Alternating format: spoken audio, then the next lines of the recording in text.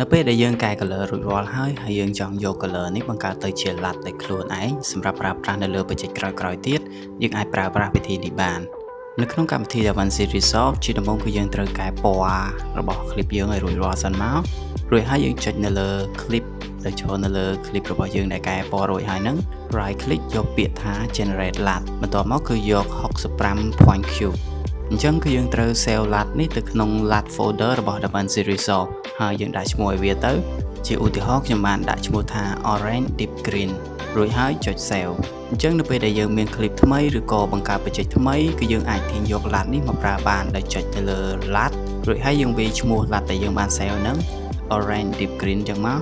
រួចហើយចាប់អូស LUT ហ្នឹងមកដាក់នៅលើ node ឬក៏ clip របស់យើងជាការស្រេចអញ្ចឹងបើសិនជាអ្នកចង់សិក្សាវគ្គ DaVinci Resolve អំពីការកែពណ៌បន្ថែមទៀតលោកអ្នកអាចមកចុះឈ្មោះសិក្សាបាននៅ IC Academy ដោយយើងក៏មានបញ្ចុះតម្លៃរហូតដល់ 60% ផងដែរសម្រាប់សិស្ស10នាក់ដំបូង